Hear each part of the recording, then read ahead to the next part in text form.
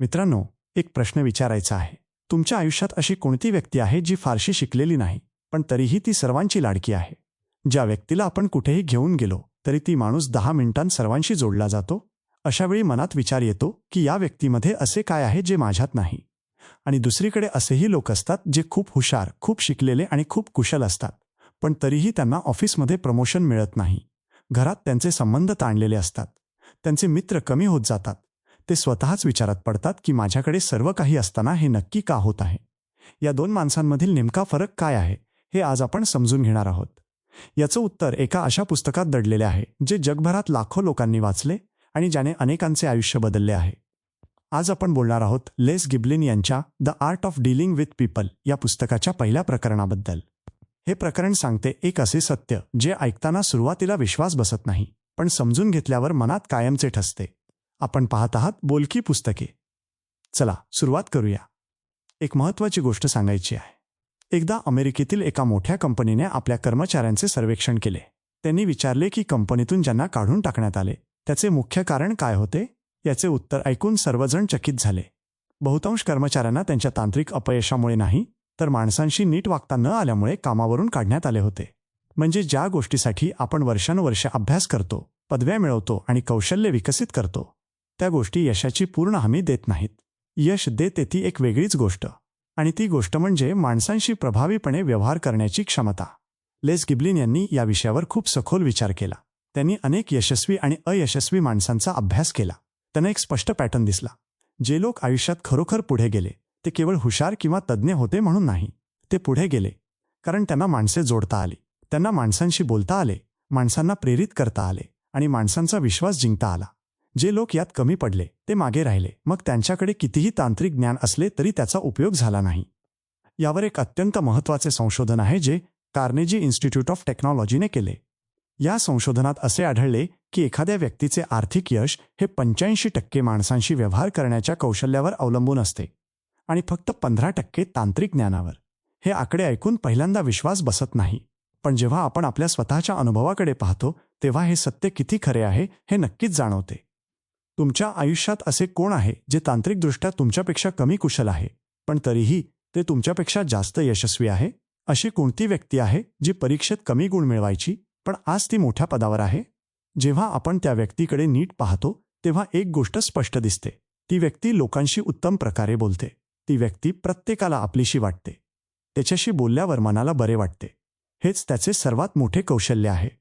आता विचार करा की आपल्या शिक्षण व्यवस्थेत आपण काय शिकतो?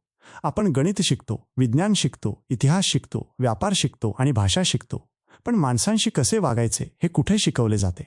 शाळेत नाही, महाविद्यालयात नाही आणि बहुतांश ठिकाणी तर अजिबात नाही. म्हणूनच जेव्हा आपण आयुष्याच्या स्पर्धेत उतरतो तेव्हा आपल्याकडे एक महत्त्वाचे हत्यार नसते. आपल्याकडे ज्ञान असते, पण माणसे जोडण्याची कला नसते. एलन मस्क यांचे उदाहरण घेऊया. ते एक अतिशय हुशार अभियंता आहेत हे सर्वांना माहीत आहे. पण त्यांचे खरे सामर्थ्य काय आहे? त्यांना माणसे प्रेरित करता येतात. त्यांनी हजारो अभियंत्यांना एक स्वप्न दाखवले आणि त्या स्वप्नासाठी ते सर्वजण झटू लागले. त्यांनी गुंतवणूकदारांशी असे संवाद साधले की लोकांनी कोट्यवधी रुपये त्यांच्यावर विश्वास ठेवून गुंतवले. हे फक्त तांत्रिक कौशल्याने होत नाही, तर हे माणसांशी व्यवहार करण्याच्या सामर्थ्याने शक्य होते. आता एक वेगळ्या कोनातून विचार करूया. जेव्हा आपण नोकरी शोधायला जातो तेव्हा काय होते? मुलाखतीत समोर एक व्यक्ती बसलेली असते आणि ती आपल्याला निवडायचे की नाही हे ठरवत असते. ती व्यक्ती काय पाहते? फक्त आपली पदवी, फक्त आपले गुण? ती व्यक्ती हे पाहते की हा माणूस आपल्याशी कसा बोलतो. तो आत्मविश्वासाने बोलतो का? तो इतरांचे ऐकतो का? तो समजूतदार आहे का? तो टीममध्ये नीट मिसळेल का? या सर्व गोष्टी माणसांशी व्यवहार करण्याच्या कौशल्याशी संबंधित आहेत. बऱ्याचदा नोकरी मिळणे किंवा न मिळणे हे या कौशल्यावरच अवलंबून असते. मुकेश अंबानी यांच्याबद्दल एक महत्त्वाची गोष्ट सांगायची आहे. ते जेव्हा त्यांच्या व्यवसायाचा विस्तार करत होते तेव्हा त्यांनी फक्त पैसा आणि तंत्रज्ञान यावर अवलंबून राहणे पसंत केले नाही. त्यांनी योग्य माणसे निवडली, त्यांच्याशी योग्य संबंध जोडले आणि त्यांना योग्य प्रकारे प्रेरित केले. एखाद्या व्यवसायाची उभारणी करताना सर्वात महत्त्वाची गोष्ट म्हणजे माणसे. माणसे जोडण्यासाठी, ती टिकवण्यासाठी आणि त्यांना प्रेरित करण्यासाठी माणसांशी व्यवहाराचे कौशल्य लागते. आता इथे एक क्षण थांबून विचार करायला हवा. 85% म्हणजे किती मोठा आकडा आहे हे जाणवते का? जर आपण आपल्या यशाच्या 100 गुणांपैकी 85 गुण एका कौशल्यावर मिळवू शकतो तर आपण त्या कौशल्यावर किती वेळ आणि मेहनत लावली पाहिजे? पण आपण नेमके उलट करतो. आपण त्या 15% मागे आयुष्य घालवतो आणि 85% पूर्णपणे दुर्लक्ष करतो. मग आपल्याला आश्चर्य वाटते की यश का मिळत नाही. आता एक दैनंदिन उदाहरण घेऊया. एखाद्या दुकानात 2 विक्रेते काम करतात. पहिला विक्रेता उत्पादनाबद्दल सर्व माहिती जाणतो. कोणते उत्पादन कसे बनवले, त्याचे घटक काय आणि त्याची गुणवत्ता काय आहे हे त्याला माहीत असते. पण जेव्हा ग्राहक येतो तेव्हा तो फक्त माहिती देतो. दुसरा विक्रेता उत्पादनाबद्दल थोडी कमी माहिती जाणतो, पण तो ग्राहकाशी अशा प्रकारे बोलतो की ग्राहकाला खूप छान वाटते. तो ग्राहकाची गरज समजून घेतो, त्याला महत्त्व देतो आणि त्याच्याशी एक विश्वासाचे नाते जोडतो. आता कोण जास्त विक्री करेल? याचे उत्तर स्पष्ट आहे. दुसरा विक्रेता जास्त यशस्वी होईल. कारण माणसे केवळ माहितीसाठी नाही तर भावनेसाठी खरेदी करतात. भावना जोडणे हेच माणसांशी व्यवहाराचे खरे कौशल्य आहे. हे कौशल्य फक्त व्यवसायात नाही तर घरातही तितकेच महत्त्वाचे आहे. एका कुटुंबाचा विचार करा. नवरा खूप कमावतो, घरात सर्व सुविधा आहेत, पण तो घरातल्या माणसांशी नीट बोलत नाही. पत्नीशी, मुलांशी आणि आईवडिलांशी त्याचे बोलणे तुटक असते. अशा घरात सुख असेल का? नक्कीच नाही. आणि दुसऱ्या बाजूला असे एक कुटुंब आहे जिथे आर्थिक स्थिती मध्यम आहे, पण घरातले सर्वजण एकमेकांशी प्रेमाने आणि समजुतीने वागतात. तिथे सुख असते. कारण माणसांशी व्यवहाराचे कौशल्य हे फक्त ऑफिसपुरते मर्यादित नाही, ते आयुष्याच्या प्रत्येक कोपऱ्यात काम करते. आता एक खूप महत्त्वाचा प्रश्न विचारायचा आहे. आपण स्वतःबद्दल विचार करा. असे कोणते क्षेत्र आहे जिथे आपल्याला वाटते की आपले संबंध अधिक चांगले असायला हवे होते? ऑफिसमधील एखादा सहकारी ज्याच्याशी नेहमी संघर्ष होतो, एखादा जुना मित्र जो आता दूर झाला आहे, घरातील एखादे नाते जे ताणले गेले आहे. या प्रत्येक परिस्थितीत एक गोष्ट समान आहे. जर आपल्याकडे माणसांशी व्यवहाराचे कौशल्य अधिक असते तर हे संबंध नक्कीच अधिक चांगले राहिले असते. विराट कोहली यांचं उदाहरण इथे खूप समर्पक आहे. ते एक उत्कृष्ट फलंदाज आहेत हे सर्वांना माहीत आहे, पण क्रिकेटच्या मैदानावर फक्त फलंदाजी करून संघ जिंकत नाही. विराट यांनी संघनायक म्हणून जे केले ते म्हणजे आपल्या संघातील प्रत्येक खेळाडूशी एक वेगळे नाते जोडले. त्यांनी प्रत्येकाचे सामर्थ्य ओळखले, प्रत्येकाला त्यांच्या क्षमतेनुसार जबाबदारी दिली आणि संघाला एक भावनिक ऊर्जा दिली. हे सर्व माणसांशी व्यवहाराचे कौशल्य आहे. म्हणूनच विराट यांच्या नेतृत्वाखाली भारताने अनेक महत्त्वाचे सामने जिंकले आहेत. आता एक गंभीर विचार मांडायचा आहे. आपल्या समाजात एक चुकीची धारणा खूप खोलवर रुजलेली आहे. ती म्हणजे जो माणूस जास्त शिकला, ज्याने जास्त पदव्या घेतल्या आणि ज्याने जास्त तांत्रिक ज्ञान मिळवले तोच जास्त यशस्वी होतो. पण वास्तव हे नाही. वास्तव हे आहे की जो माणूस आपले ज्ञान इतरांपर्यंत प्रभावीपणे पोहोचवू शकतो, जो माणूस इतरांशी जुळवून घेऊ शकतो आणि जो माणूस इतरांना प्रेरित करू शकतो, तोच माणूस यशाच्या शिखरावर पोहोचतो. हे सर्व शक्य होते कारण त्याच्याकडे माणसांशी व्यवहाराचे कौशल्य असते. इतिहासात अनेक असे नेते होऊन गेले ज्यांच्याकडे तांत्रिक ज्ञान कमी होते, पण माणसांना जोडण्याची अद्भुत शक्ती होती. त्यांनी जगाचा इतिहास बदलला. याउलट असेही अनेक तज्ज्ञ होऊन गेले ज्यांच्याकडे अफाट ज्ञान होते, पण त्यांना माणसे जोडता आली नाहीत. त्यामुळे त्यांचे ज्ञान फक्त पुस्तकात राहिले, ते जगात पोहोचू शकले नाही. आता एक भावनिक क्षण आहे जो प्रत्येकाने कधी ना कधी अनुभवला असेल. एखाद्या दिवशी आपण खूप थकलेले असतो आणि सर्व बाजूंनी ताण असतो. अशा वेळी एखादी व्यक्ती येते आणि फक्त विचारते, तुम्ही कसे आहात? त्या एका वाक्याने मन हलके होते. कधी कधी डोळे ओले होतात. वाटते की कोणीतरी आहे जे आपल्याला समजून घेते. त्या व्यक्तीने काय केले? तिने कोणतेही तांत्रिक ज्ञान वापरले नाही. तिने फक्त माणसांशी व्यवहाराचे कौशल्य वापरले. त्या एका क्षणाने एक नाते घट्ट झाले. हे कौशल्य इतके शक्तिशाली आहे की ते आपल्या आयुष्यातील प्रत्येक क्षेत्रात बदल घडवते. आपला जॉब असो, व्यवसाय असो, घर असो, मैत्री असो किंवा समाज असो, प्रत्येक ठिकाणी माणसे असतात. जिथे माणसे असतात तिथे माणसांशी व्यवहाराचे कौशल्य काम करते. वॉरेन बफेट यांनी एकदा सांगितले होते की त्यांनी आयुष्यात सर्वात मोठी गुंतवणूक कुठे केली? त्यांचे उत्तर होते संवाद कौशल्यात. माणसांशी बोलण्याच्या आणि जोडण्याच्या क्षमतेत त्यांनी गुंतवणूक केली. त्यांनी सांगितले की या एका कौशल्यामुळे त्यांची उत्पन्न मिळवण्याची क्षमता 50% वाढली. 50%. हे फक्त एका कौशल्यामुळे घडले. हे एक जागतिक दर्जाचे गुंतवणूकदार सांगत आहेत. म्हणजे ज्या माणसाला पैशाची भाषा सर्वात चांगली समजते त्याला हे माहीत आहे की सर्वात मोठी गुंतवणूक ही माणसांशी जोडण्याच्या कौशल्यात आहे.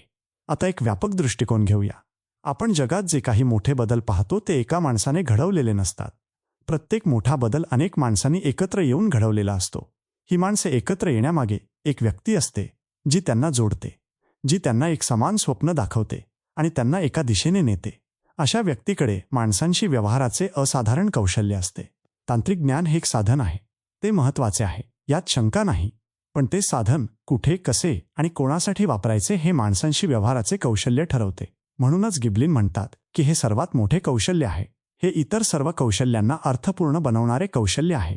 आता एक क्षण स्वतःशी प्रामाणिक राहा. आपण गेल्या वर्षभरात किती वेळ तांत्रिक ज्ञान मिळवण्यात घालवला आणि किती वेळ माणसांशी व्यवहाराचे कौशल्य विकसित करण्यात घालवला? बहुतांश लोकांसाठी याचं उत्तर एकच असते. तांत्रिक ज्ञानात खूप वेळ दिला, पण माणसांशी व्यवहाराच्या कौशल्यात जवळजवळ 0 वेळ दिला. हेच ते अंतर आहे जे यशस्वी आणि अयशस्वी माणसांमध्ये असते.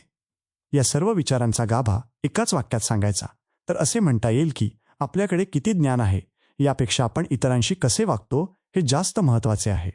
85% यश या एकाच कौशल्यावर अवलंबून आहे. हे जाणून घेणे हीच या यशाच्या प्रवासाची खरी सुरुवात आहे. आता एक स्वाभाविक प्रश्न मनात येतो की जर हे कौशल्य इतके महत्त्वाचे आहे तर मग ते नक्की कसे शिकायचे? याचे उत्तर सुरू होते एका अत्यंत सोप्या पण अनेकांनी दुर्लक्षित केलेल्या गोष्टीने, आणि ती गोष्ट म्हणजे माणसांना खरोखर समजून घेण्याचा प्रयत्न करणे. तुम्ही कधी विचार केला आहे का की काही माणसे प्रत्येक ठिकाणी लोकप्रिय का असतात? ऑफिसमध्ये असोत, घरात असोत किंवा कुठल्याही सामाजिक कार्यक्रमात असोत, काही माणसे अशी असतात की ती आली की वातावरण बदलते. लोक त्यांच्याकडे ओढले जातात, त्यांच्याशी बोलायला सर्वांना आवडते. अशा वेळी आपण स्वतःशीच विचार करतो की या माणसात असे काय आहे जे आपल्यात नाही? जन्मापासून त्याला काहीतरी वेगळे मिळाले आहे का, की हे फक्त नशीब आहे? पण इथेच आपली सर्वात मोठी चूक होते. आपण असे मानून घेतो की माणसांशी चांगले वागणे ही एक जन्मजात देणगी आहे. जणू काही ती देणगी फक्त निवडक लोकांनाच मिळते आणि बाकी सर्वांनी फक्त बघत राहायचे असते. पण लेस गिबलिन यांनी त्यांच्या अनुभवातून आणि अभ्यासातून एक अत्यंत महत्त्वाची गोष्ट सांगितली आहे, आणि ती म्हणजे माणसांशी चांगले वागणे ही एक कला आहे, ते विज्ञान नाही. आणि कोणतीही कला शिकता येते. आता हे ऐकायला साधे वाटते, पण यामागचा अर्थ खूप खोल आहे. विज्ञान हे नियमांवर चालते. 2+2 नेहमी 4च होतात. पण कला तशी नसते. कलेत लवचिकता असते, सृजनशीलता असते, आणि सर्वात महत्त्वाचे म्हणजे कला ही सराव आणि समजुतीने विकसित होते. जेव्हा आपण माणसांशी व्यवहाराला कला म्हणतो तेव्हा आपण हे मान्य करतो की त्यात एक शिकण्याची प्रक्रिया आहे, सराव आहे आणि सातत्य आहे. हे सर्व कोणीही करू शकते. रतन टाटा यांचं उदाहरण घेऊया. ते जेव्हा आपल्या कंपनीत कोणत्याही कर्मचाऱ्याला भेटत तेव्हा त्यांच्यासाठी तो कर्मचारी फक्त एक यंत्र नव्हता. ते त्याला नावाने ओळखत, त्याच्या कुटुंबाबद्दल विचारत आणि त्याच्या आयुष्यात रस घेत. आता काही लोक म्हणतील की हे त्यांच्या स्वभावात होते किंवा ते असेच जन्माला आले होते. पण हे खरे नाही. रतन टाटा यांनी माणसांना समजून घेण्याची एक सवय जाणीवपूर्वक विकसित केली होती. त्यांनी एक विशिष्ट दृष्टी विकसित केली होती की प्रत्येक माणूस महत्त्वाचा आहे आणि प्रत्येक माणसाची भावना मोलाची आहे. ही दृष्टी कोणत्याही जन्माच्या वरदानातून आली नव्हती, तर ती त्यांनी शिकली होती, जपली होती आणि आयुष्य जगताना त्यांनी ती आपली कला बनवली होती. आता आपण एक क्षण थांबूया आणि विचार करूया की आपल्या आयुष्यात अशी कोणती व्यक्ती आहे जिच्याशी बोलल्यावर आपल्याला खूप छान वाटते? अशी कोणती व्यक्ती आहे जिच्यासमोर आपण आपले मन मोकळे करतो? त्या माणसात काय वेगळे आहे? बहुधा ती व्यक्ती फक्त एकच गोष्ट करते, ती म्हणजे आपल्याला खरोखर समजून घेण्याचा प्रयत्न करते, आपले ऐकून घेते, आपल्या भावनांना महत्त्व देते. हे करण्यासाठी त्या माणसाला कोणत्याही विशेष जनुकाची गरज नव्हती. ती फक्त एक कला होती जी त्याने किंवा तिने शिकली होती. गिबलिन यांनी एक फार महत्त्वाचे निरीक्षण केले आहे. ते म्हणतात की यशस्वी विक्रेते, नेते आणि व्यवस्थापक यांना जेव्हा आपण जवळून पाहतो तेव्हा लक्षात येते की त्यांच्यात एक गोष्ट समान असते. ते माणसांच्या मूलभूत गरजा आणि इच्छा समजून घेतात. माणसाला काय हवे असते? मान हवा असतो, ओळख हवी असते, सुरक्षितता हवी असते, आपण महत्त्वाचे आहोत असे त्याला वाटायला हवे असते. जो माणूस हे सर्व देऊ शकतो तो माणूस कुठेही यशस्वी होतो. आता एक गोष्ट सांगायची आहे जिचा कदाचित तुम्ही आधी कधीच या दृष्टिकोनातून विचार केला नसेल. आपण लहानपणापासून खूप कौशल्य शिकतो. गणित शिकतो, भाषा शिकतो, सायकल चालवायला शिकतो आणि पोहायला शिकतो. या सर्व गोष्टींसाठी आपण शाळेत जातो, वर्ग लावतो आणि सराव करतो. पण माणसांशी कसे वागायचे हे कोण शिकवते? बहुतांश वेळा कोणीच शिकवत नाही. आपण असे गृहीत धरतो की हे कौशल्य आपोआप येते, पण हे तसे येत नाही. म्हणूनच आयुष्यात अनेक हुशार आणि कर्तबगार माणसे अपयशी राहतात, कारण ती माणसांशी कसे वागायचे हे शिकलेली नसतात. याचा विचार करा. सचिन तेंडुलकर यांनी जेव्हा क्रिकेट खेळायला सुरुवात केली तेव्हा ते उत्तम फलंदाज झाले. पण त्यांनी फक्त फलंदाजी शिकून घेतली नाही. त्यांनी संघभावना शिकली, नेतृत्व शिकले आणि सहकाऱ्यांशी कसे वागायचे हे शिकले. म्हणूनच ते फक्त एक महान खेळाडू नाहीत, तर एक महान माणूस म्हणूनही ओळखले जातात. त्यांच्या जवळच्या माणसांनी नेहमी सांगितले आहे की सचिन तेंडुलकर यांना माणसे समजतात. त्यांना माहीत आहे की कधी काय बोलायचे आणि कसे बोलायचे. ही कला त्यांनी विकसित केली आहे. ती जन्मापासून त्यांच्याकडे होती असे नाही. आता एक विचार मनात येतो की जर ही कला शिकता येते तर मग आपण ती शिकत का नाही? याचे उत्तर सोपे आहे. कारण आपल्याला वाटते की आपण ती आधीच जाणतो. आपण असे मानतो की माणसांशी वागणे आपल्याला येते. पण खरे सांगायचे तर बहुतांश वेळा आपण माणसांशी वागत नाही. तर आपण फक्त प्रतिक्रिया देत असतो. कोणी चांगले बोलले तर आपण चांगले बोलतो आणि कोणी वाईट बोलले तर आपण वाईट बोलतो. पण खऱ्या कलेत हे असे नसते. खऱ्या कलेत आपण प्रतिक्रिया देत नाही, तर आपण जाणीवपूर्वक वागतो. अब्दुल कलाम यांचं उदाहरण इथे अत्यंत प्रेरणादायी आहे. ते भारताचे राष्ट्रपती होते आणि एक महान शास्त्रज्ञ होते, पण सर्वात जास्त ते माणसांशी जोडलेले होते. त्यांना कोणत्याही मुलाशी बोलणे किंवा कोणत्याही साध्या माणसाशी संवाद साधणे हे खूप सहज जमायचे. त्यांनी स्वतः सांगितले होते की माणसांशी जोडले जाण्याची ही शक्ती त्यांनी आयुष्यभर जाणीवपूर्वक विकसित केली. त्यांनी प्रत्येक माणसात काहीतरी चांगले शोधण्याची सवय ठेवली. प्रत्येक संवादात समोरच्याला महत्त्व देण्याची सवय ठेवली. या एका सवयीने त्यांना लाखो माणसांच्या हृदयात स्थान मिळवून दिले. आता इथे एक खूप महत्त्वाचा विचार मांडायचा आहे. माणसांशी व्यवहाराची कला शिकणे म्हणजे नक्की काय? याचा अर्थ खोटे हसणे असा नाही. याचा अर्थ सर्वांची चापलुसी करणे असाही नाही. याचा अर्थ आहे माणसाच्या मनाला समजून घेणे. समोरचा माणूस काय विचार करतो, त्याला काय वाटते, त्याला कशाची गरज आहे हे जाणून घेणे आणि त्यानुसार वागणे. हे जेव्हा घडते तेव्हा संबंध खरे होतात, खोल होतात आणि दीर्घकाळ टिकतात. एका साध्या उदाहरणाने हे समजून घेऊया. समजा तुमच्या ऑफिसमध्ये एक सहकारी आहे जो आज खूप उदास दिसत आहे. आता 2 प्रकारचे लोक असतात. पहिला प्रकार म्हणजे जे त्याच्याकडे दुर्लक्ष करतात आणि आपले काम करत राहतात. दुसरा प्रकार म्हणजे जे त्याला विचारतात की सर्व काही ठीक आहे का आणि आज काही वेगळे वाटते का. या दुसऱ्या प्रकारच्या माणसाला आपण लगेच पसंत करतो, कारण त्याने आपल्याला पाहिले असे वाटते, त्याने आपल्याला महत्त्व दिले असे जाणवते. हे करण्यासाठी काय लागते? फक्त एक जाणीवपूर्वक दृष्टी. हे एक कौशल्य आहे. तो कोणताही जन्मजात गुण नाही. जगातील अनेक मोठ्या कंपन्यांमध्ये नेतृत्व प्रशिक्षणावर कोट्यवधी रुपये खर्च केले जातात. या प्रशिक्षणात सर्वात जास्त भर माणसांशी कसे वागायचे यावर असतो. कारण हे लोक जाणतात की एखाद्या नेत्याचे तांत्रिक कौशल्य कितीही उत्तम असो, जर त्याला माणसे जोडता आली नाहीत तर त्याची टीम कधीच उत्तम काम करणार नाही. हे प्रशिक्षण देणे शक्य आहे कारण माणसांशी वागणे ही एक शिकता येणारी कला आहे. बरेच लोक असे म्हणतात की मी एकटा राहणारा माणूस आहे, मला गर्दी आवडत नाही आणि माझा स्वभावच असा आहे. पण गिबलिन यांचे म्हणणे असे नाही की तुम्ही एक्स्ट्रोव्हर्ट व्हावे आणि सर्वांशी खूप बोलावे. त्यांचे म्हणणे आहे की जेव्हा तुम्ही माणसांशी असता तेव्हा त्यांना खरोखर समजून घेण्याचा प्रयत्न करा. हे अगदी शांत आणि अंतर्मुख स्वभावाचा माणूसही शिकू शकतो, कारण ही कला बोलण्याशी कमी आणि समजून घेण्याशी जास्त संबंधित आहे. आता एक विचार करा. तुमच्या आयुष्यात असे कोणते नाते आहे जे तुम्हाला अधिक घट्ट करायचे आहे? अशी कोणती व्यक्ती आहे जिच्याशी तुमचे संबंध अधिक चांगले असावेत असे तुम्हाला वाटते? मग ते नाते घरात असो, ऑफिसमध्ये असो किंवा मित्रांमध्ये असो. आता विचार करा की त्या माणसाला तुम्ही खरोखर किती समजून घेता. त्याच्या मनात काय चालते हे तुम्हाला माहीत आहे का? बहुतांश वेळा उत्तर नाही असेच असते. हेच ते अंतर आहे जे या कलेने भरून काढता येते. माणसांना समजून घेणे म्हणजे त्यांच्यावर नजर ठेवणे नाही. माणसांना समजून घेणे म्हणजे त्यांच्या दृष्टिकोनातून जग पाहण्याचा प्रयत्न करणे होय. जेव्हा आपण हे करतो तेव्हा आपला संवाद पूर्णपणे बदलतो.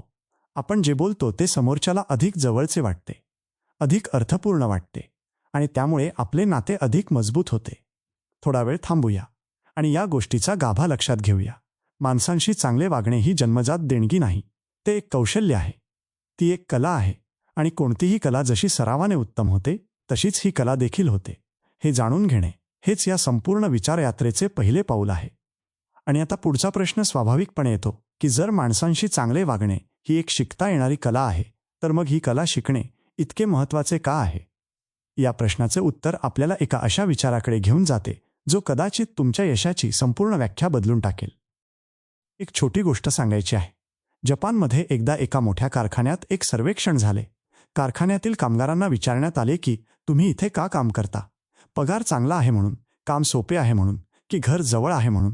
उत्तरे खूप वेगळी आली, पण सर्वात जास्त वेळा एक उत्तर आले आणि ते होते, इथे आपल्याला महत्त्व दिले जाते असे वाटते. इतक्या मोठ्या कारखान्यात हजारो कामगारांमध्ये सर्वात मोठी गरज ही मान्यतेची होती, महत्त्वाचे वाटण्याची होती. ही गोष्ट केवळ एका कारखान्यापुरती मर्यादित नाही, तर हे प्रत्येक माणसाच्या मनाचे सत्य आहे. गिबलिन यांनी माणसाच्या मनाच्या खोलात डोकावले आणि त्यांना एक मूळ सत्य सापडले. माणसाच्या मनातील सर्वात खोल इच्छा म्हणजे स्वतःला महत्त्वाचे वाटणे, आदरणीय वाटणे आणि मान्यता प्राप्त वाटणे. ही इच्छा भूक किंवा तहान याइतकीच मूलभूत आहे. फरक एवढाच आहे की भूक लागली की ती पोटात जाणवते, पण ही इच्छा मनात खोलवर असते. बऱ्याचदा माणसाला स्वतःलाही हे नीट कळत नाही की त्याला नक्की काय हवे आहे, पण जेव्हा कोणी त्याला खरोखर महत्त्व देते तेव्हा त्याच्या मनात एक वेगळीच ऊर्जा निर्माण होते. हे समजून घेण्यासाठी एक अनुभव आठवून पाहूया. कधीतरी आपण एखाद्या अशा सभेला गेला असाल जिथे आपले मत विचारले गेले नाही.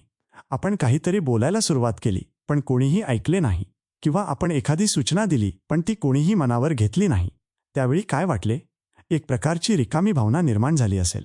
एक हलकी नाराजी जाणवली असेल. जणू काही आपण त्या ठिकाणी नसलो तरी चालले असते असे वाटले असेल. आता याच्या अगदी उलट विचार करा. एखाद्या ठिकाणी कोणीतरी आपली वाट पाहिली असेल. आपण आल्यावर आनंदाने स्वागत केले असेल. आपले मत आवर्जून विचारले असेल. त्यावेळी काय वाटले? मनातून एक उबदार भावना आली असेल. त्या ठिकाणाशी एक आपलेपण जाणवले असेल. हाच तो महत्त्वाचा फरक आहे, आणि हा फरक माणसाला महत्त्व देण्याच्या कलेमुळे निर्माण होतो. स्टीव्ह जॉब्स यांच्याबद्दल एक कमी माहीत असलेली गोष्ट आहे. ते ॲपल कंपनीत जेव्हा एखादे उत्पादन बनवत तेव्हा त्यांच्या चमूतील प्रत्येक अभियंत्याचे नाव त्यांना माहीत असे. केवळ नावच नाही तर तो अभियंता कशात उत्कृष्ट आहे आणि त्याची विशेषता काय आहे हे देखील ते जाणत असत. जेव्हा कोणाचे काम खरोखर चांगले व्हायचे तेव्हा स्टीव्ह जॉब्स त्या माणसाकडे थेट जाऊन सांगत की हे काम तू केले आहेस आणि हे खरोखर अप्रतिम आहे. एका मोठ्या कंपनीचे प्रमुख स्वतः येऊन नावाने ओळखून कामाची प्रशंसा करत असत. त्या अभियंत्याला तेव्हा नक्कीच खूप चांगले वाटले असेल. त्यानंतर त्याने किती झोकून देऊन काम केले असेल हे विचारण्याची गरज नाही, कारण त्याचे उत्तर स्वाभाविक आहे. जेव्हा माणसाला महत्त्व दिले जाते तेव्हा तो माणूस आपल्या क्षमतेच्या पलीकडे जाऊन काम करतो. आता हा विचार अधिक खोलात नेऊया. माणसाला महत्त्वाचे वाटणे ही फक्त एक भावना नाही, तर ती एक मूलभूत मानसिक गरज आहे. मानसशास्त्रज्ञांनी अनेक अभ्यासांतून हे सिद्ध केले आहे की जेव्हा एखाद्या माणसाला वारंवार दुर्लक्षिले जाते तेव्हा त्याच्या मनावर खोल परिणाम होतो. तो माणूस हळूहळू आत्मविश्वास गमावतो. त्याची कार्यक्षमता कमी होते आणि शेवटी तो माणूस त्या ठिकाणाशी, त्या नात्याशी किंवा त्या संस्थेशी जोडलेला राहत नाही. याउलट जेव्हा एखाद्या व्यक्तीला सातत्याने मान्यता मिळते तेव्हा त्याचा आत्मविश्वास वाढतो, त्याची कार्यक्षमता सुधारते आणि ती व्यक्ती त्या कार्यासाठी अधिक समर्पित होते. आता एका साध्या प्रसंगाकडे लक्ष देऊया. एखादा साधा कामगार आहे. तो रोज सकाळी येतो, आपले काम करतो आणि घरी जातो. त्याचा व्यवस्थापक त्याच्याशी कधीच बोलत नाही. फक्त काम झाले की नाही यावरच त्याचे लक्ष असते. आता या कामगाराच्या मनात नक्की काय चालते? तो विचार करतो की मी फक्त एक यंत्र आहे का? माझ्या कामाला, माझ्या मेहनतीला आणि माझ्या अस्तित्वाला काही किंमत आहे का? मग तो कामावर जड मनाने येतो आणि फक्त आवश्यक तेवढेच काम करतो. अधिक देण्याची त्याची इच्छाच मरून जाते. पण त्याच कामगाराला जर एखादा व्यवस्थापक भेटतो जो त्याचे नाव जाणतो, त्याच्या कामाबद्दल एखादा सकारात्मक शब्द बोलतो आणि त्याचे मत विचारतो, तर त्या कामगाराचे पूर्णपणे रूपांतर होते. तोच माणूस आता उत्साहाने कामावर येतो, अधिक कष्ट घेतो. एखादी समस्या आली तर ती स्वतःहून सोडवण्याचा प्रयत्न करतो. ही कोणतीही जादू नाही, तर मानवी मनाचे हे एक स्वाभाविक उत्तर आहे जे त्याला महत्त्व मिळाल्यावर मिळते. आता एक वेगळा कोन पाहूया. आपल्या घरात हे किती प्रमाणात घडते? आपण घरातील माणसांना खरोखर महत्त्व देतो का? मुलाने शाळेत एखादे छोटे काम केले तर त्याची आपण खरोखर दखल घेतो का? आईने स्वयंपाकात काहीतरी नवीन केले असेल तर ते आपल्याला आवडले आहे असे आपण तिला सांगितले का? घरातील वृद्ध आजी किंवा आजोबा जेव्हा एखादा अनुभव सांगतात तेव्हा तो आपण खरोखर ऐकतो का? बहुतांश वेळा याचे उत्तर नाही असेच असते. म्हणूनच घरात असूनही माणसाला एकटेपणा जाणवतो. त्याला वाटते की कोणालाही आपली पर्वा नाही. हे दुरावलेपण केवळ महत्त्व न दिल्यामुळे निर्माण होते. पंतप्रधान नरेंद्र मोदी यांच्या यशामागे अनेक कारणे आहेत, पण एक गोष्ट विशेष आहे. ते जेव्हा एखाद्या छोट्या गावात जातात तेव्हा तेथील एखाद्या साध्या माणसाशी ते बोलतात. त्याचे नाव विचारतात आणि त्याची समस्या ऐकून घेतात. त्या माणसाला वाटते की एवढ्या मोठ्या नेत्याने माझी दखल घेतली आणि तो माझ्याशी बोलला. हा अनुभव त्या माणसाच्या मनात खोलवर रुजतो आणि तो माणूस त्यांचा कायमचा समर्थक होतो. हे फक्त राजकारण नाही, तर माणसाच्या मनाचे हे मूलभूत सत्य आहे. जो आपल्याला महत्त्व देतो त्याच्याकडे आपण आपोआप आकर्षित होतो. आता एक महत्त्वाचा प्रश्न विचारायचा आहे की महत्त्व देणे म्हणजे नक्की काय? याचा अर्थ खोटी स्तुती करणे असा नाही. याचा अर्थ सर्वांच्या सर्व चुका खपवून घेणे असाही नाही. महत्त्व देणे म्हणजे समोरच्या व्यक्तीला हे जाणवू देणे की ती एक महत्त्वाची व्यक्ती आहे. तिचे विचार, तिच्या भावना आणि तिचे अनुभव यांना मूल्य आहे. हे जाणवून देण्यासाठी कधीकधी फक्त एक प्रश्न पुरेसा असतो, जसे की तुम्हाला याबद्दल काय वाटते? किंवा एखादे वाक्य पुरेसे असते की तुम्ही हे काम खूप चांगले केले आहे. या छोट्या गोष्टींनी आपण माणसाच्या मनात एक मोठे स्थान मिळवू शकतो. आपण माणसाच्या वागण्याकडे पाहिले तर लक्षात येते की बहुतांश वेळा माणूस जे काही करतो ते स्वतःला महत्त्वाचे वाटण्यासाठीच करतो. एखादा माणूस खूप मेहनत करतो ते मान मिळावा म्हणून करतो. एखादा माणूस महागड्या वस्तू घेतो ते इतरांनी आपली दखल घ्यावी म्हणून करतो. एखादा माणूस सोशल मीडियावर छायाचित्रे टाकतो ते लोकांनी आपली दखल घ्यावी म्हणूनच करतो. गिबलिन म्हणतात की हे सर्व एकाच मूळ गरजेची वेगवेगळी रूपे आहेत. जो माणूस ही गरज इतरांमध्ये ओळखतो आणि ती पूर्ण करण्यासाठी जाणीवपूर्वक प्रयत्न करतो तो माणूस सर्वत्र यशस्वी होतो. आता एक विचार करा, तुमच्या आयुष्यात असे कोणी आहे का जे तुम्हाला नेहमी महत्त्वाचे वाटवते? जे तुमचे ऐकतात, तुमच्या मताला किंमत देतात आणि तुमच्या यशाचे कौतुक करतात. त्या व्यक्तीबद्दल तुम्हाला कसे वाटते? बहुतांश लोकांसाठी याचं उत्तर हेच असते की ती व्यक्ती आपली जवळची आणि विश्वासाची आहे. अशा व्यक्तीसाठी काहीही करावेसे वाटते. हेच ते खरे सामर्थ्य आहे. जो माणूस इतरांना महत्त्व देतो त्या माणसाभोवती इतर माणसे आपोआप जमतात. त्याचे सर्वांशी संबंध टिकतात आणि त्याच्यावर विश्वास ठेवला जातो. महात्मा गांधी यांच्याबद्दल एक गोष्ट सांगायची आहे. ते जेव्हा कोणत्याही खेड्यात जात असत तेव्हा तेथील सर्वात गरीब माणसाशी ते बसून बोलत असत. त्याची समस्या ऐकून घेत आणि त्याच्या आयुष्याबद्दल जाणून घेत असत. त्या माणसाला वाटायचे की एवढ्या मोठ्या व्यक्तीने माझ्याशी बसून बोलावे आणि माझी दखल घ्यावी. यातूनच लाखो साध्या माणसांनी त्यांना आपले नेते मानले आणि त्यांचे नेतृत्व स्वीकारले. त्यांच्यासाठी सर्व काही सहन केले. हे घडले कारण गांधीजींना माणसाच्या मनाचीही मूलभूत गरज माहीत होती. प्रत्येक माणसाला महत्त्वाचे वाटायचे असते आणि ज्याने हे महत्त्व दिले त्याच्याशी कोट्यवधी माणसे जोडली गेली. आता या विचाराचे एक व्यावहारिक रूप पाहूया. रोजच्या आयुष्यात हे कसे करता येईल? ऑफिसमध्ये गेल्यावर सहकार्याला नावाने हाक मारणे, त्याच्या कामाची दखल घेणे आणि त्याची मते विचारणे. घरात मुलाचे यश साजरे करणे, मग ते यश कितीही छोटे का असेना. पत्नीने किंवा पतीने केलेल्या प्रयत्नांची कदर करणे. वृद्ध आईवडिलांचे अनुभव आवडीने ऐकणे. यातील प्रत्येक गोष्ट एकाच हेतूने केली जाते, ती म्हणजे समोरच्या व्यक्तीला हे जाणवून देणे की ती महत्त्वाची आहे. हे करण्यासाठी वेळ लागत नाही किंवा पैसेही लागत नाहीत. त्यासाठी फक्त एक जाणीव लागते. ती जाणीव म्हणजे समोरचा माणूस माझ्या इतकाच महत्त्वाचा आहे. त्याचे विचार, भावना आणि अनुभव यांना मूल्य आहे. जेव्हा ही जाणीव मनात खोलवर रुजते तेव्हा आपले वागणे आपोआप बदलते. जेव्हा वागणे बदलते तेव्हा आपले संबंधही बदलतात. आता एक भावनिक क्षण सांगायचा आहे. एखाद्या वृद्ध आजोबांचा विचार करा. त्यांनी आयुष्यभर खूप कष्ट केले आणि कुटुंबासाठी सर्व काही दिले. पण आता ते वृद्ध झाले आहेत आणि घरातच बसून असतात. घरातील तरुण मंडळी आपापल्या व्यापात असतात आणि कोणालाही त्यांच्याशी बोलायला वेळ नसतो. ते काहीतरी सांगायला लागले तर कोणीही नीट ऐकत नाही. त्या आजोबांच्या मनात तेव्हा काय चालत असेल? एक खोल एकटेपणा आणि एक अदृश्य वेदना त्यांच्या मनात असेल. आयुष्यभर सर्वांना दिले पण आता आपली दखलही कोणाला नाही असे वाटणे खूप दुखवणारे असते. हे दुःख महत्त्वाचे वाटण्याची गरज पूर्ण न झाल्यामुळे निर्माण होते. ती गरज वयानुसार कधीही संपत नाही, उलट वयाबरोबर ती अधिक तीव्र होते. जर याच आजोबांजवळ कोणीतरी येऊन बसले, त्यांच्या आयुष्याबद्दल विचारले आणि त्यांचे अनुभव आवडीने ऐकले तर त्यांच्या चेहऱ्यावर एक वेगळीच चमक येते. ते पुन्हा जिवंत होतात, बोलू लागतात आणि हसू लागतात. ही कोणतीही जादू नाही, तर माणसाच्या मनाचे हे एक स्वाभाविक उत्तर आहे जे त्याला महत्त्व मिळाल्यावर मिळते. आता एक वेगळ्या दृष्टिकोनातून पाहूया. व्यवसायाच्या जगात हे तत्त्व किती महत्त्वाचे आहे. ग्राहकाला स्वतःला महत्त्व असल्याचे वाटले तरच तो परत येतो. कर्मचाऱ्याला स्वतःचे महत्त्व वाटले तरच तो कंपनीसाठी झटतो. भागीदाराला स्वतःचे महत्त्व वाटले तरच तो विश्वासाने साथ देतो. व्यवसायातील प्रत्येक यशस्वी संबंध या एकाच तत्वावर उभा असतो. समोरच्याला महत्त्व द्या म्हणजे तो तुम्हाला महत्त्व देईल. धीरूभाई अंबानी यांच्याबद्दल एक गोष्ट नेहमी सांगितली जाते. त्यांच्या कंपनीत जेव्हा नवीन कामगार येत असत तेव्हा ते त्यांच्याशी स्वतः बोलत असत. त्यांचे गाव, त्यांचे कुटुंब आणि त्यांची स्वप्ने ते जाणून घेत असत. त्या कामगाराला वाटायचे की या कंपनीचे मालक माझ्याबद्दल जाणून घेतात आणि माझ्या आयुष्यात त्यांना रस आहे. यातूनच त्यांच्या कामगारांमध्ये एक असाधारण निष्ठा निर्माण झाली. ते कामगार फक्त पगारासाठी काम करत नव्हते, तर ते एका माणसासाठी आणि एका स्वप्नासाठी काम करत होते. हे सर्व घडले कारण धीरूभाईंनी प्रत्येक माणसाला महत्त्वाचे वाटवले. हे तत्त्व इतके सार्वत्रिक आहे की ते कोणत्याही संस्कृतीत, कोणत्याही देशात आणि कोणत्याही काळात काम करते. माणूस हा माणूसच असतो आणि प्रत्येक माणसाला महत्त्वाचे वाटायचे असते. हे सत्य कधीही बदलत नाही. शतके उलटली, सभ्यता बदलली आणि तंत्रज्ञान बदलले, पण माणसाची ही मूलभूत गरज कधीही बदललेली नाही आणि ती बदलणारही नाही. आता एक छोटा सारांश करूया. माणसाच्या मनातील सर्वात खोल इच्छा म्हणजे महत्त्वाचे वाटणे. ज्याला हे माहीत आहे आणि जो हे इतरांना देतो त्याच्याकडे माणसे आपोआप आकर्षित होतात. त्याचे संबंध घट्ट होतात आणि त्याचे नाव विश्वासाने घेतले जाते. हे देण्यासाठी फक्त एक जाणीव, एक दृष्टी आणि एक सवय लागते. माणसाच्या या मूलभूत गरजेला ओळखणे हा यशस्वी संबंधांचा पाया आहे. हा पाया जेव्हा पक्का होतो तेव्हा त्यावर एक अशी इमारत उभी राहते जी आयुष्यभर टिकते. आता या पायावर आणखी एक महत्त्वाचा विचार बांधायचा आहे. तो विचार म्हणजे हे महत्त्व देण्याची सुरुवात नक्की कुठून आणि कशी होते आणि ती सुरुवात करणे आपल्याला कसे शक्य आहे. आता एक प्रश्न विचारायचा आहे जो कदाचित तुम्हाला अस्वस्थ करेल. जेव्हा तुम्ही एखाद्या नवीन व्यक्तीला भेटता तेव्हा तुमच्या मनात सर्वात आधी काय येते? बहुतांश वेळा उत्तर असे असते की हा माणूस माझ्या कामाचा आहे का? ही व्यक्ती माझ्यासाठी काय करू शकते? या ओळखीतून मला नक्की काय फायदा होईल? हे विचार नैसर्गिक आहेत. यात लाज बाळगण्यासारखे काहीही नाही. पण गिबलिन यांचे म्हणणे असे आहे की हाच विचार तुम्हाला एका मर्यादेत बांधून ठेवतो. जे लोक खरोखर यशस्वी होतात ते एका वेगळ्याच प्रकारे विचार करतात. जगात 2 प्रकारचे लोक असतात.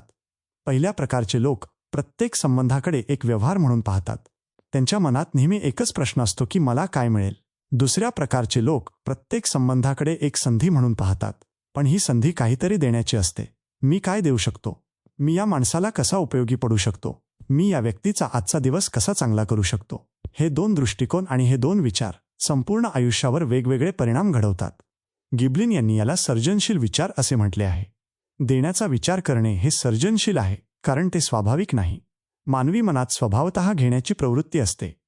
स्वतःचे संरक्षण करणे, आपल्यासाठी साधने जमवणे आणि स्वतःचा फायदा पाहणे हे उत्क्रांतीने मनात रुजवलेले गुण आहेत. पण जे लोक या स्वभावाच्या पलीकडे जाऊन विचार करतात आणि जे देण्याचा सर्जनशील विचार विकसित करतात तेच लोक खऱ्या अर्थाने यशस्वी होतात. आता हे समजून घेण्यासाठी एक दृश्य डोळ्यासमोर आणा. 2 विक्रेते एकाच उत्पादनाची विक्री करत आहेत. पहिला विक्रेता ग्राहकाकडे जाताना विचार करतो की या माणसाकडून जास्तीत जास्त पैसे कसे मिळवायचे. तो ग्राहकाशी बोलताना सतत त्याच दृष्टिकोनातून बोलतो. ग्राहकाला हे त्वरित जाणवते. माणसाचे मन खूप संवेदनशील असते. समोरचा माणूस खरोखर आपली काळजी घेतो की त्याला फक्त वस्तू विकायची आहे हे मन ओळखते. हे जाणवले की ग्राहक आपोआप मागे हटतो.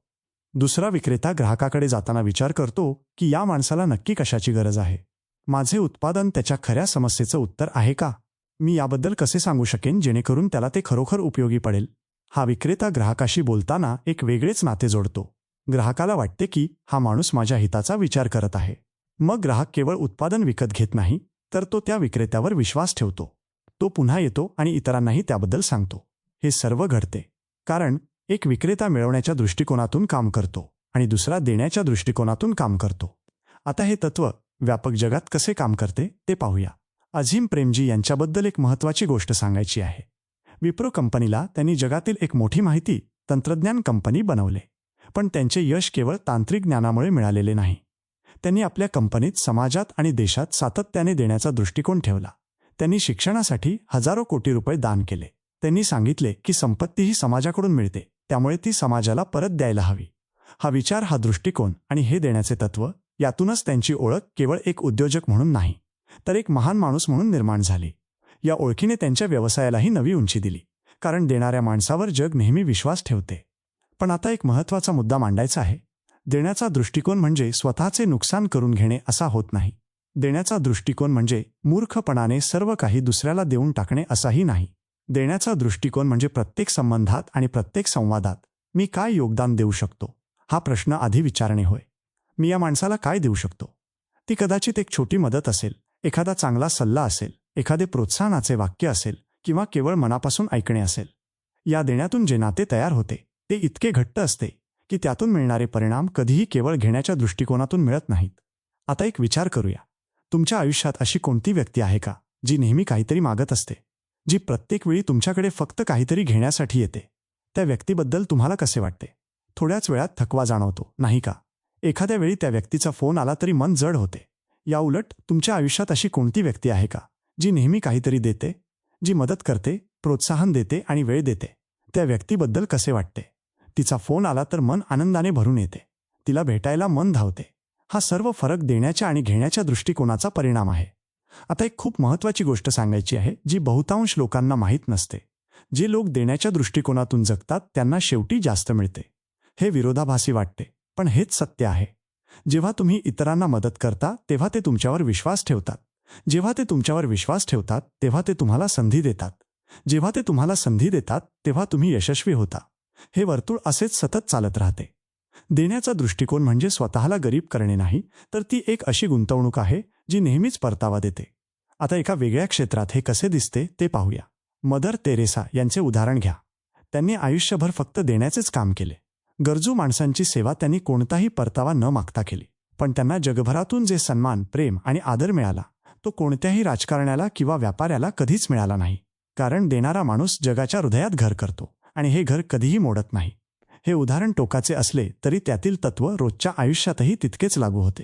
जो माणूस थोडे जरी देण्याच्या दृष्टिकोनातून जगतो त्याचे आयुष्य हळूहळू बदलू लागते. आता एक व्यावहारिक प्रश्न विचारूया. हे देण्याचे तत्त्व रोजच्या आयुष्यात कसे वापरायचे? सकाळी ऑफिसला जाताना विचार करा की आज मी कोणाला कसे उपयोगी पडू शकेन. एखाद्या सहकार्याला कामात मदत करणे एखाद्याच्या चांगल्या कामाची स्वतःहून दखल घेणे किंवा एखाद्या नव्या व्यक्तीशी ओळख करून घेताना तिला काय गरज आहे हे जाणून घेऊन शक्य असेल तर मदत करणे, हे सर्व छोटे छोटे देणे असते. पण हे छोटे देणेच एक मोठे नाते बांधते. आता एक खूप सखोल विचार आहे जो गिबलिन मांडतात. ते म्हणतात की जे लोक नेहमी स्वतःच्या फायद्याचा विचार करतात ते कधीच खऱ्या अर्थाने लोकप्रिय होत नाहीत. लोकप्रियताही मागितल्याने मिळत नाही, ती कमवावी लागते. ती कमवण्याचा एकच मार्ग आहे, तो म्हणजे इतरांसाठी काहीतरी करणे, इतरांना चांगले वाटणे आणि इतरांच्या आयुष्यात काहीतरी सकारात्मक जोडणे. आता एक क्षण थांबूया. जे लोक नेहमी मिळवण्याच्या दृष्टिकोनातून जगतात त्यांच्याबाबत काय होते? ते लोकप्रिय नसतात हे तर आपण समजलो, पण त्या पलीकडे काय होते? त्यांना एकटेपणा जाणवतो, कारण त्यांच्याभोवती जे लोक असतात ते फक्त त्यांचा उपयोग करून घेण्यासाठी असतात. ते खऱ्या नात्यांसाठी किंवा खऱ्या विश्वासासाठी नसतात. जेव्हा हे लोक अडचणीत सापडतात तेव्हा हा एकटेपणा अधिक जाणवतो, कारण जे फक्त घेण्यासाठी येतात ते देण्याच्या वेळी जवळ नसतात. याउलट जे लोक देण्याच्या दृष्टिकोनातून जगतात त्यांच्याभोवती खरी माणसे असतात. अडचणीत त्यांच्यासाठी धावणारी माणसे असतात, कारण त्यांनी त्या लोकांसाठी आधी धावपळ केलेली असते. हे एक वर्तुळ आहे, देणे आणि घेणे, पण ज्याने आधी दिले त्यालाच नंतर सर्व काही मिळते. एक उदाहरण सांगायचे आहे जे खूप साधे पण खूप खोल आहे. एखाद्या शाळेत 2 शिक्षक असतात. पहिला शिक्षक वर्गात येतो, शिकवतो आणि निघून जातो. त्याचे काम तिथेच संपले. दुसरा शिक्षक वर्गात येताना विचार करतो की आज मी या मुलांच्या आयुष्यात काय नवीन जोडू शकतो, त्यांना काय समजणार नाही याचा तो विचार करतो. एखादे मूल अडकले असेल तर तो थांबतो, एखाद्याला प्रोत्साहन देतो आणि एखाद्याच्या प्रश्नाला वेळ देतो. वर्षांनंतर कोणता शिक्षक आठवतो? नक्कीच दुसराच, कारण तो देत होता. त्याने फक्त ज्ञान दिले नाही तर त्याने वेळ दिला, लक्ष दिले आणि काळजी घेतली. हे विद्यार्थी आयुष्यभर अशा शिक्षकांना विसरत नाहीत. आता आणखी एक कोण पाहूया. सर्जनशील विचार म्हणजे नक्की काय? गिबलिन म्हणतात की जुन्या पद्धतीचा विचार म्हणजे साच्यात बसवलेला विचार होय. मला काय मिळेल? हा विचार एक जुना साचा आहे. तो आपोआप येतो आणि त्यासाठी काहीही करावे लागत नाही. पण सर्जनशील विचार करणे म्हणजे या साच्याला तोडणे होय. जाणीवपूर्वक वेगळ्या दिशेने विचार करणे होय. मी काय देऊ शकतो? हा प्रश्न जेव्हा मनात येतो तेव्हा तो विचार सर्जनशील असतो, कारण तो स्वाभाविक नसतो. तो शिकावा लागतो आणि त्याचा सराव करावा लागतो. आणि हा सराव कसा करायचा? हे अगदी सोपे आहे. दिवसातून एकदा कोणत्याही एका संबंधात हा प्रश्न स्वतःला विचारा की मी या माणसासाठी काय करू शकतो? त्याचे जे उत्तर असेल ते करण्याचा प्रयत्न करा. सुरुवातीला हे कठीण वाटेल. मन म्हणेल की आधी माझा विचार करा. पण हळूहळू जेव्हा या विचाराचे परिणाम दिसू लागतात, जेव्हा संबंध बदलू लागतात आणि जेव्हा माणसे जवळ येऊ लागतात, तेव्हा हा विचार आपोआप सवयीचा होतो. बिल गेट्स यांच्याबद्दल एक गोष्ट सांगायची आहे. ते जगातील सर्वात श्रीमंत व्यक्तींपैकी एक होते, पण त्यांनी त्यांच्या संपत्तीचा मोठा भाग जगातील आरोग्य समस्या सोडवण्यासाठी वापरला. त्यांनी आपली कंपनी आणि संपत्ती सोडून या कामाला स्वतःला वाहून घेतले, कारण त्यांनी देण्याच्या दृष्टिकोनातून विचार केला. त्यांनी विचार केला की माझ्याकडे जे काही आहे ते वापरून मी जगातील किती लोकांचे आयुष्य बदलू शकतो. या एका विचाराने त्यांच्या जगण्याला एक वेगळाच अर्थ दिला. त्यांची कीर्ती केवळ एक यशस्वी उद्योजक म्हणून नाही तर एक जागतिक नेता म्हणून निर्माण झाली. हे सर्व घडले कारण त्यांनी सर्जनशीलपणे विचार केला आणि देण्याचा विचार केला. आता एक क्षण स्वतःकडे पाहूया. तुमच्या रोजच्या जगण्यात देण्याचा दृष्टिकोन किती आहे? घरात, ऑफिसमध्ये किंवा मित्रांमध्ये जेव्हा एखादी समस्या येते तेव्हा आधी माझे काय नुकसान होईल असा विचार होतो की मी याला कशी मदत करू शकतो असा विचार होतो? हे प्रश्न विचारण्यात लाज वाटण्याचे कारण नाही, कारण बहुतांश वेळा उत्तर आपण अपेक्षित करतो तसे नसते. तेच उत्तर आपल्याला बदलण्याची खरी दिशा दाखवते. गिबलिन सांगतात की देण्याचा दृष्टिकोन हे खऱ्या यशाचे रहस्य आहे, पण हे रहस्य एका प्रश्नामागे लपलेले आहे आणि तो प्रश्न म्हणजे मी काय देऊ शकतो. हा प्रश्न जेव्हा तुमच्या मनात रुजतो आणि तुमच्या विचाराचा एक स्वाभाविक भाग बनतो तेव्हा तुमचे आयुष्य बदलते, तुमचे संबंध बदलतात आणि तुमचे यश देखील बदलते. या सर्व विचारांचा गाभा एकाच वाक्यात सांगायचा तर असे म्हणता येईल की मिळवण्याचा विचार तुम्हाला एका जागी खिळवून ठेवतो, पण देण्याचा विचार तुम्हाला नेहमी पुढे नेतो. हे सर्जनशील विचाराचे सामर्थ्य आहे. हे सामर्थ्य प्रत्येकाकडे आहे, फक्त ते जागवण्याची गरज आहे. आता एक क्षण थांबूया. आपण या संपूर्ण विचारयात्रेत खूप काही समजून घेतले आहे. माणसांशी व्यवहाराचे कौशल्य हेच सर्वात मोठे कौशल्य आहे, हे आपल्याला उमजले. माणसांना खरोखर समजून घेणे ही एक शिकता येणारी कला आहे, हेही आपल्याला समजले. प्रत्येक माणसाला महत्त्वाचे वाटायचे असते आणि देण्याच्या दृष्टिकोनातून विचार करणे हेच खऱ्या यशाचे रहस्य आहे. हे सत्य आता आपल्यासमोर आले आहे. पण आता या सर्व विचारांना एका ठोस आधारावर बांधणे गरजेचे आहे. हा आधार 2 महत्त्वाच्या विचारांमधून येतो जे लेस गिबलिन यांनी या प्रकरणाच्या गाभ्यात ठेवले आहेत. पहिला विचार असा आहे की आर्थिक यशाच्या बाबतीत 85% यश हे व्यक्तीच्या व्यक्तिमत्वावर, संवादावर, नेतृत्वावर आणि वाटाघाटींच्या कौशल्यावर अवलंबून असते. केवळ 15% यश हे तांत्रिक ज्ञानावर आधारित असते. हे वास्तव कार्नेजी इन्स्टिट्यूट ऑफ टेक्नॉलॉजीने केलेल्या संशोधनातून समोर आले आहे आणि गिबलिन यांनी ते प्रकर्षाने मांडले आहे. दुसरा विचार माणसाच्या मनातील सर्वात खोल इच्छेबद्दल आहे. माणसाच्या मनात सर्वात तीव्र इच्छा असते, ती म्हणजे आपल्याला कोणीतरी मान्यता द्यावी आणि आपले कौतुक करावे. हे दोन विचार जेव्हा एकत्र येतात तेव्हा एक पूर्ण चित्र तयार होते. हे चित्र समजून घेण्यासाठी आपण थोडे थांबूया. आता विचार करा की जगभरातील हजारो लोकांच्या कारकिर्दीचा अभ्यास करण्यात आला आणि त्यातून एक स्पष्ट नमुना समोर आला. ज्यांनी यश मिळवले त्यांच्यात एक गोष्ट समान होती. ते लोक फक्त हुशार नव्हते, तर ते माणसे जोडणारे होते. ते लोकांशी प्रभावीपणे बोलू शकत होते. ते माणसांना प्रेरित करू शकत होते आणि त्यांच्याशी विश्वासाचे नाते निर्माण करू शकत होते. ज्यांनी अपयश अनुभवले त्यांच्यात तांत्रिक ज्ञानाची कमतरता नव्हती, तर माणसांशी व्यवहाराच्या कौशल्याचा अभाव होता. हे कौशल्य इतके महत्त्वाचे आहे की ते आयुष्याच्या प्रत्येक क्षेत्रात दिसून येते. मग ते उद्योग असो, कला, शिक्षण, क्रीडा, राजकारण, घर किंवा मित्र असोत, सर्वत्र तोच नमुना दिसतो. जो माणूस माणसांशी जोडला जातो तो प्रगती करतो. जो माणूस माणसांपासून दुरावतो तो मागे राहतो. आता या 85%च्या आकड्याकडे अधिक लक्षपूर्वक पाहूया. हा आकडा सांगतो की आपण ज्या गोष्टींवर सर्वात जास्त वेळ घालवतो, म्हणजे परीक्षेत गुण मिळवणे, पदव्या घेणे आणि तांत्रिक कौशल्य शिकणे, या सर्व गोष्टींचे यशात फक्त 15% योगदान असते. ज्या गोष्टींकडे आपण जवळजवळ दुर्लक्ष करतो, जसे की व्यक्तिमत्व विकास, संवादकला, नेतृत्व गुण आणि माणसांशी जोडले जाण्याची क्षमता, त्या गोष्टी 85% निर्णायक ठरतात. हे ऐकताना मन अस्वस्थ होते, कारण आपण आयुष्यातील सर्वात महत्त्वाच्या पैलूकडे दुर्लक्ष करत आलो आहोत. नारायण मूर्ती यांचे उदाहरण इथे घेता येईल. इन्फोसिस या कंपनीची उभारणी करताना त्यांनी एक गोष्ट कधीच सोडली नाही, ती म्हणजे माणसांशी असलेला थेट, प्रामाणिक आणि आदरपूर्ण संवाद. त्यांनी सांगितले होते की कोणत्याही कर्मचाऱ्याशी बोलताना त्यांना नेहमी असे वाटायचे की हे माझ्या देशाच्या भविष्याचे शिल्पकार आहेत. हा आदर आणि ही भावना त्यांच्या प्रत्येक संवादात दिसायची. यामुळेच इन्फोसिसमध्ये एक अशी संस्कृती तयार झाली जिथे प्रत्येक कर्मचाऱ्याला आपण महत्त्वाचे आहोत असे वाटू लागले. आपले काम महत्त्वाचे आहे ही मान्यता मिळाल्यामुळे त्या कंपनीने अभूतपूर्व उंची गाठली. इथे 85% कौशल्यच कामाला आले होते. आता दुसऱ्या महत्त्वाच्या विचाराकडे वळूया. माणसाच्या मनातील सर्वात तीव्र इच्छा ही मान्यतेची असते. हे समजल्यावर असा प्रश्न येतो की माणसाला भूक लागत नाही का? त्याला सुरक्षितता नको असते का? गिबलिन म्हणतात की या सर्व गरजा महत्त्वाच्या असतातच, पण जेव्हा या मूलभूत गरजा पूर्ण होतात तेव्हा माणसाच्या मनात जी सर्वात खोल इच्छा उरते ती मान्यतेची असते. कोणीतरी माझे कौतुक करावे, माझ्या कामाची आणि माझ्या अस्तित्वाची दखल घ्यावी असे प्रत्येकाला वाटत असते.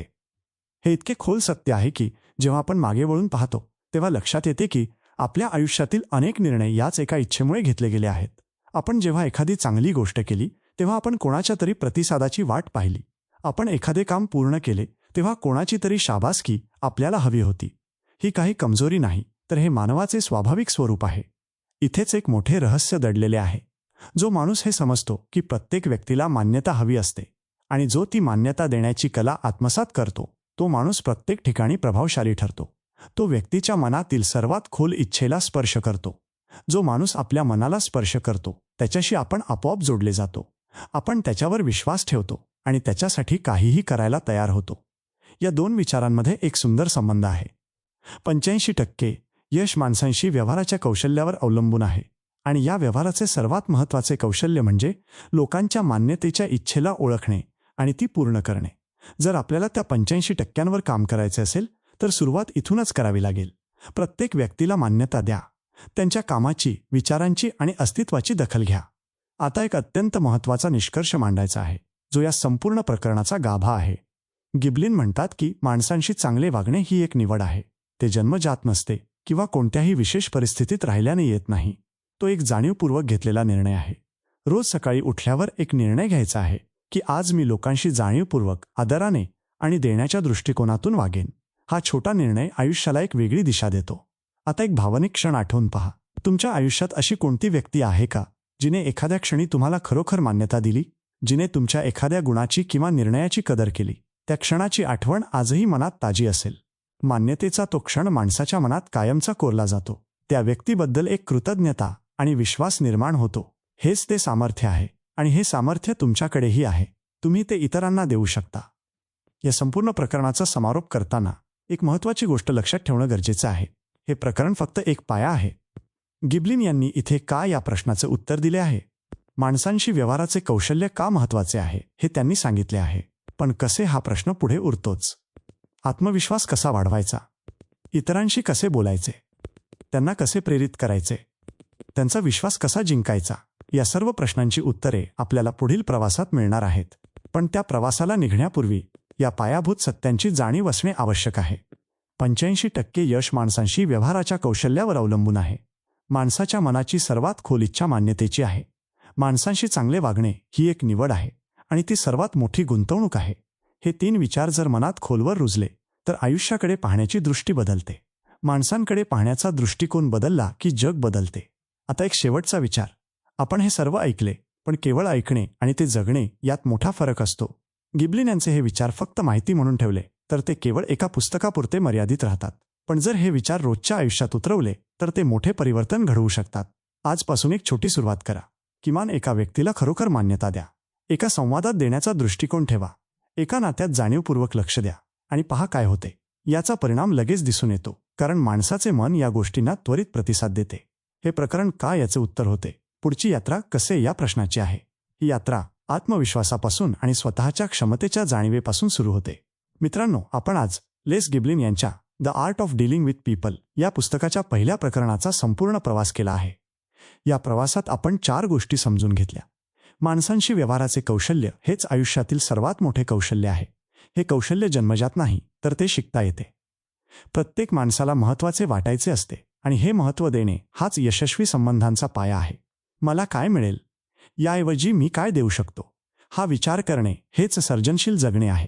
पण हे फक्त ऐकण्यापुरते मर्यादित ठेवू नका. आजपासून एक छोटी गोष्ट करा. तुमच्या आयुष्यातील एका व्यक्तीला मनापासून महत्त्व द्या आणि त्याचे सकारात्मक परिणाम पहा. हे पुस्तक इथेच संपत नाही. पुढच्या प्रकरणात गिबलिन आपल्याला सांगणार आहेत की हे सर्व प्रत्यक्षात कसे करायचे, आत्मविश्वास कसा वाढवायचा, संवाद कसा साधायचा आणि माणसांवर खरा प्रभाव कसा टाकायचा हे आपण पाहणार आहोत. त्यासाठी बोलकी पुस्तके चॅनलला नक्की सबस्क्राईब करा आणि नोटिफिकेशन बेल दाबायला विसरू नका. आजचा विचार मनात ठेवा. माणसांशी चांगले वागणे ही एक निवड आहे आणि ती निवड करणे हीच तुमच्या आयुष्यातील सर्वात मोठी गुंतवणूक आहे. मी आर.जे. बोलकी पुस्तकेवरून आपला निरोप घेतो. पुन्हा भेटूया पुढच्या प्रकरणात. तुमच्या प्रतिसादाची मी वाट पाहत आहे. पुढील प्रकरणाची स्क्रिप्ट तयार करायला सुरुवात करायची का?